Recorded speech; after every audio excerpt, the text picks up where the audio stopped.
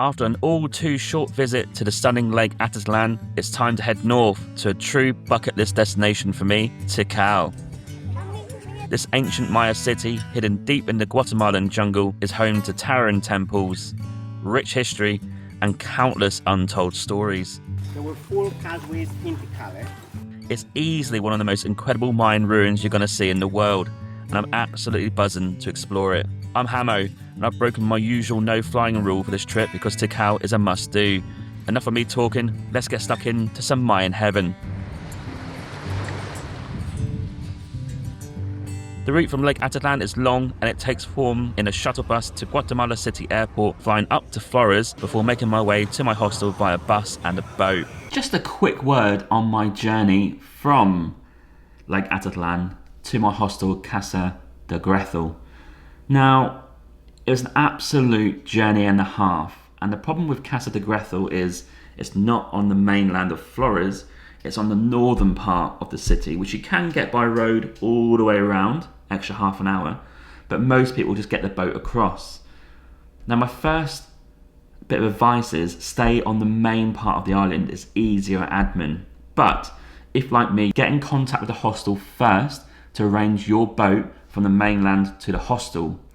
I didn't know this, so I arrived at night to the airport, got a taxi, and no one would take me around. So they took me to the main part of Flores and they basically said, you need to get a boat.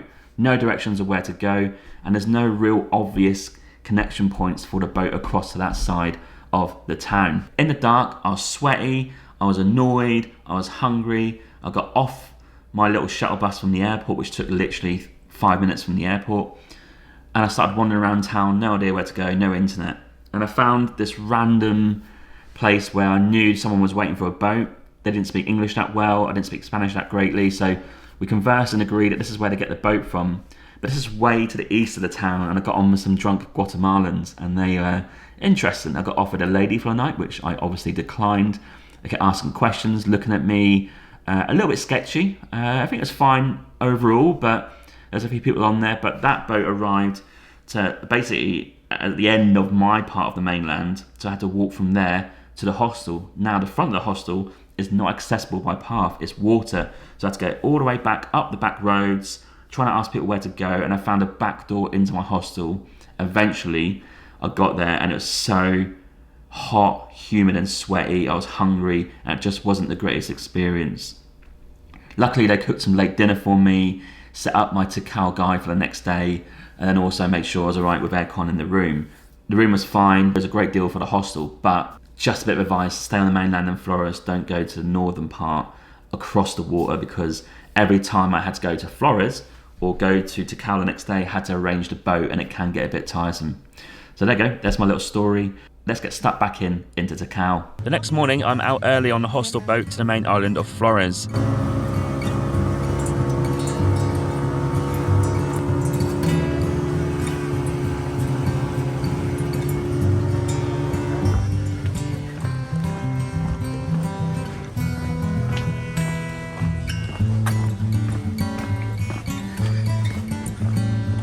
There's an area by the bridge where taxis and buses congregate, and my tour started here with Giorgino. One key point is to bring cash, as card is not accepted anywhere in Tikal. We are on the bus and have arrived at the gates of Tikal to pay our entrance fee of 150 quetzales. The night before, I paid around the same price for this tour, which is about 300 quetzales in total. We paid our fees, and as we waited for the go-ahead to go in the park, we had a super tasty, trendy espresso here. And we're off, parked up and got out to explore the area. Be sure to pack a rain jacket, which was needed for us. You can also buy them there for 20 quetzales. I needed it for 5 minutes and it was done.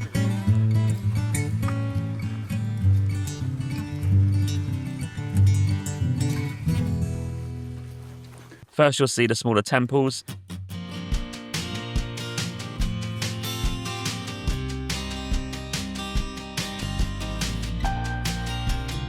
Don't worry, temples 1 and 2 are coming.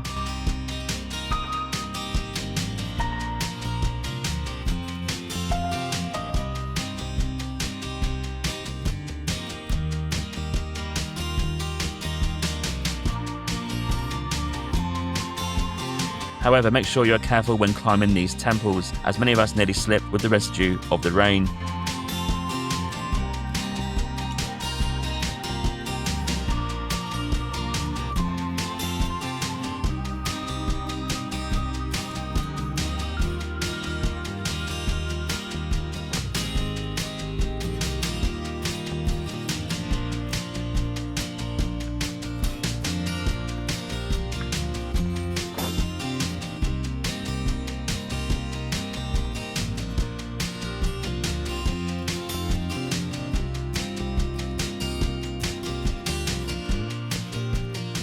I've made it to Tikal, which is the first ruins there.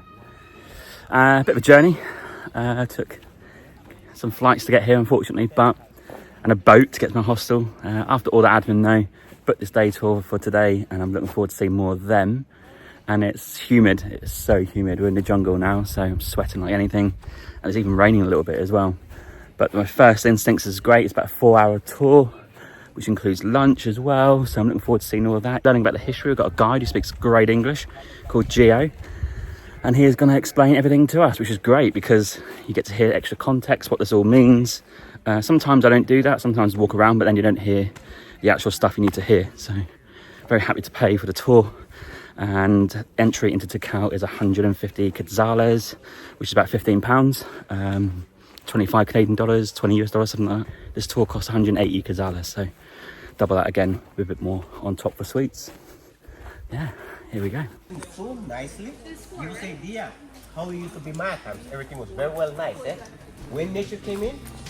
Now we make our way to the main area, which is called the Great Plaza. Here's a glimpse at how tall these things are.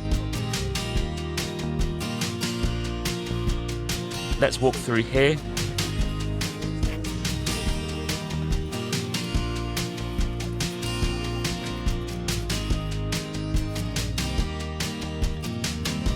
And here we have it, the Great Plaza and the iconic temples 1 and 2. Just look at this.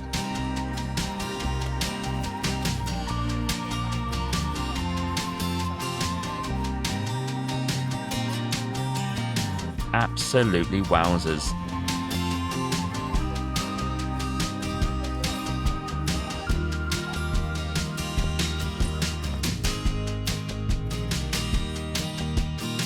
Temple 1 is known as the Temple of the Great Jaguar, one of Tikal's most iconic structures. It is a steep pyramid standing at 47 meters or 154 feet tall. This temple faces the Great Plaza and has a distinct roof cone at the top. Temple 2 is known as the Temple of the Masks. This is located directly across from Temple 1, and this temple is 38 meters tall, so 125 feet, and offers a fantastic panoramic view of Tikal. Look at these views. This is a must climb. Here are some cool facts for you to accompany the views. This is one of the most powerful Mayan cities. Tikal was one of the most largest and most influential Mayan city-states, dominating the region from the Classic period from 200 to 900 CE. It had a massive population, with estimates ranging from 50 to 100,000 at its peak. Tikal had a long and fierce rivalry with another powerful Mayan city, Calakmul, in the present-day Mexico. They're engaged in warfare and political struggles for over a century, forming alliances with other city-states to try and outmaneuver each other. Tikal has an advanced water management system. Despite being in a region with no permanent rivers, the Maya of Tikal engineered an advanced water collection and storage system. They built huge reservoirs lined with clay and limestone to trap rainwater, allowing the city to sustain its massive population. And it's crazy to think that areas around the world still don't have this. You may or may not know, but there is a mysterious collapse of Tikal by 900 CE. Like many other great Mayan cities, they were mysteriously abandoned. Theories suggest drought, warfare, overpopulation, and resource depletion played a role in its decline. The jungle eventually reclaimed the city, hiding it for centuries. And this is the most incredible fact, I think, for me. There are still hidden temples underground. Only about 20% of Tikal has been uncovered. The remaining 80% is still buried beneath the dense jungle. There's thousands of structures to be excavated, meaning there's still so much more to uncover about this ancient city.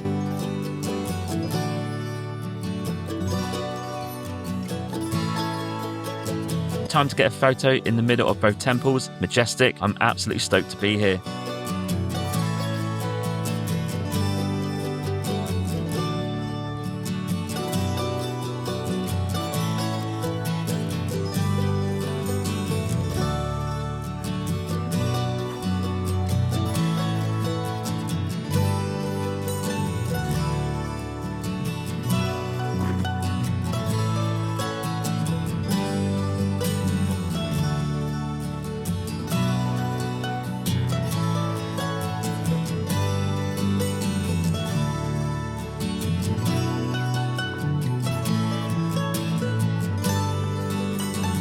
We headed to temples 4 and 5 to get some stunning views of the whole area, and just look at these.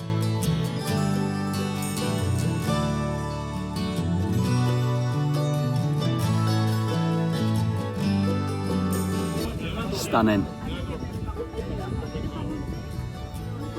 Look at this. Wow, at the highest point in Tikal. Look over, it's fantastic.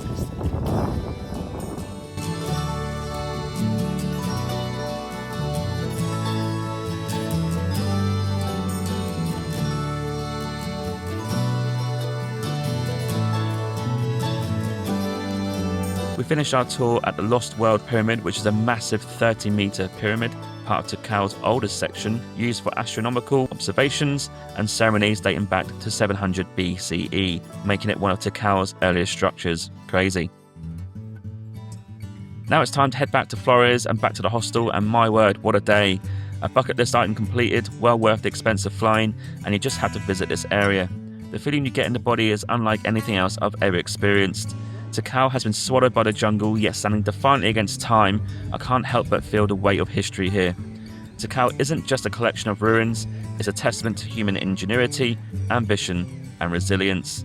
The Maya built a civilization that thrived, collapsed, reclaimed by nature, yet its stories still echo through these stones. And for me, a last word on Guatemala. This is the end of my trip, and what an eclectic mix of different sites I've experienced. At the start, I was hiking to Acatenango volcano to see fuego, then there was the trendy historic town of Antigua, followed by an incredible lake in Atitlan, and I finished it off with Tikal. What a country. There's something for everyone here, and I know this place has been written about, talked about, and posted about a lot, but my word, you have to visit, and I want to go back. Now it's time to head to another country, and a new country for me, and that is Mexico. So super sad to leave Guatemala, but now it's time for a new adventure. And I'll see you there. Adios.